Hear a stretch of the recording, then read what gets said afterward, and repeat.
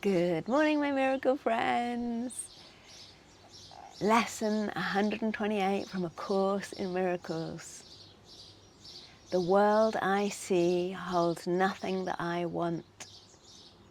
The world I see holds nothing that I want. The world you see holds nothing that you need to offer you, nothing you can use in any way, nor anything at all that serves to give you joy. Believe this thought and you are saved from years of misery, from countless disappointments and from hopes that turn bitter with ashes of despair. No one must accept this thought as true. If he would leave the world behind and soar beyond its petty scope and little ways. Each thing you value here is but a chain that binds you to the world, and it will serve no other end but this. That everything must serve the purpose you have given it until you see a different purpose there. The only purpose worthy of your mind this world contains is that you pass it by without delaying to perceive some hope where there is none. Be you deceived no more. The world you see, you, with your belief systems and all that, holds nothing that you want. Escape today the chains you place upon your mind when you perceive salvation here. For what you value you make part of you as you perceive yourself. All things you seek to make your value greater in your sight limit you further. Hide your worth from you and add another bar across the door that leads to true awareness of yourself. Let nothing that relates to body thoughts delay your progress to salvation, nor permit temptation to believe the world holds anything you want to hold you back. Nothing is here to cherish. Nothing here is worth one instant of delay and pain, one moment of uncertainty and doubt. The worthless offer nothing. Certainty of worth cannot be found in worthlessness. Today we practice letting go all thought of value we have given to the world. We leave it free of purposes we gave its aspects and its phases and its dreams. We hold it purposeless within our mind and loosen it from all we wish it were. Thus do we lift the chains that bar the door to freedom from the world and go beyond all little values and diminished goals.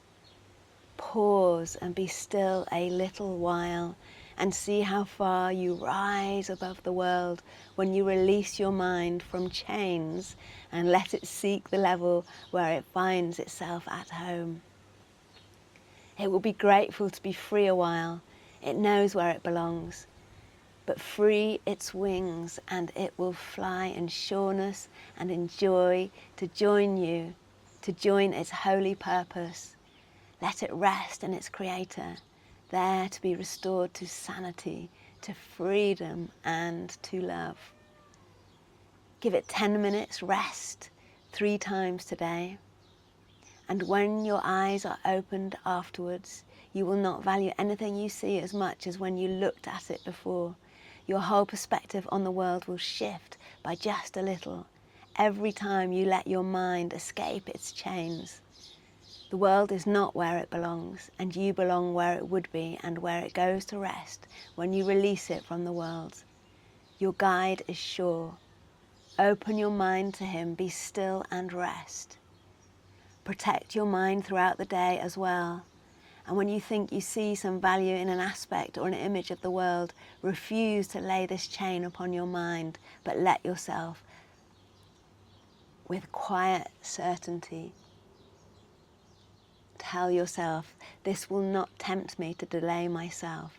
The world I see holds nothing that I want.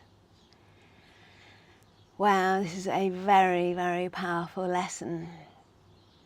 So we're tempted all day long, aren't we?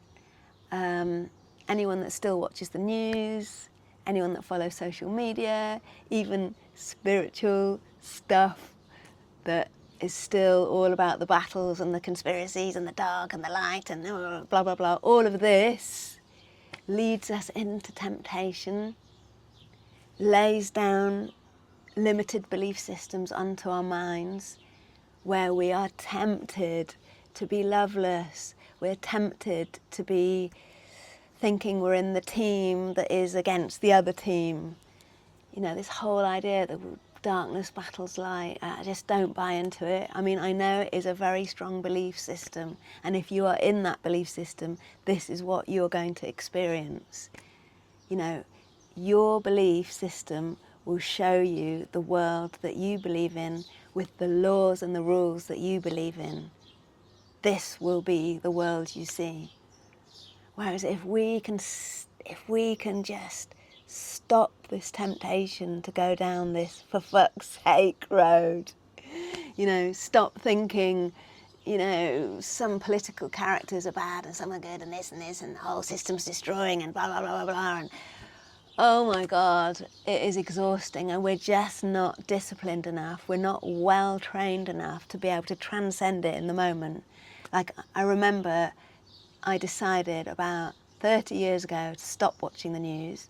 I know I've told a few people that know me already, but basically once my father died, I was with him when he died, and I was about 28, and I helped him. He had cancer, and we were all with him for his last breath, and we watched this beautiful man exit from his body.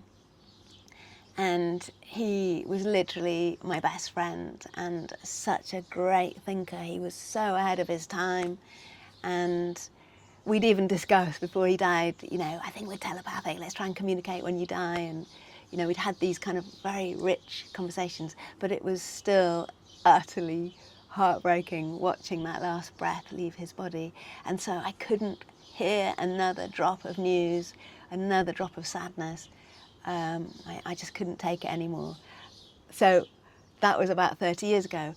But then with my journey into healing and all the different energy healing and all the different modalities that have led to who I am now, I realised you can be in that. You know, I can watch the news now without feeling heartbroken or sad. I'll just send blessings to everyone. I'll just sit there, and it will be my job to be the light that goes into that situation. And we can all be that without being disturbed. So I know people say, oh, I'm an empath and it really breaks my heart when I see this and this and that. And it's like, well, you're not serving the greater good, really, because you're torturing yourself and you're lowering your frequency. So we have to be strong in our light. So if you're strong enough to watch the news and you're strong enough to follow all different disturbing world events and all of that, cool. You can be the light within that. You can be the light worker, the bringer of light into that situation. But if that dims your light, if that exhausts you, if it makes you just want to curl up and stay in bed and lose hope in humanity and lose hope in the world, then stop tempting yourself and just go and pick some sodding flowers instead. Even a little weed on the side of the pavement is worth more of your time than bombarding ourselves. And I've heard the argument, oh, you need to be informed. You need to be informed. Well, as I've said before, the birds will tell me in the morning what the latest news is. It's the sunrise will tell me what the latest news is. And the stars at night will. I mean, obviously I get to hear what's going on. I'm not burying my head in the sand and living in La La Land. Actually, I am living in La La Land and it's so nice.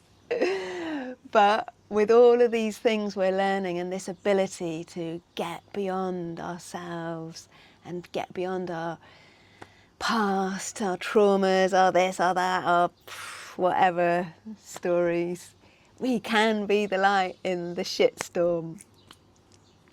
Anyway, I'm getting a bit carried away with this one. So, beloved divine, loving light within us and all around us, in everything else. Everything's the divine. It's not just natural things that are divine and nasty old man-made man things are bad, because we've all given a bad rap to everything that man has done. We've got a collective, massive guilt trip going on about mankind is man unkind. So we need to just stop it, stop beating ourselves up and see that everything is the divine, everything, everything. Beloved divine within us and all around us, the perfect day already exists. Thank you for guiding me and everyone concerned to this. Love before us and love behind us. Love to the left of us and love to the right of us. Love above us, love below us. Love expressed through us. Love emanate from us, touching everyone and everything in the form and the formless. Everything.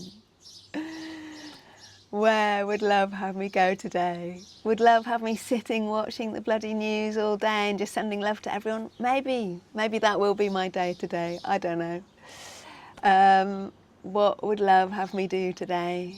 Whatever it does have me do today or have me go today, it's always fun. That's why I know I'm on the right track, because it's always fun. Where would love have me go? What would love have me do? What would love have me say or not say? The results are light hearts, fun, giggles, laughter, incredible connections with people, like the big bang every time you meet someone, the holy instant starts kicking off everywhere you go. It's so cool. It's just literally so cool. Have a fun day.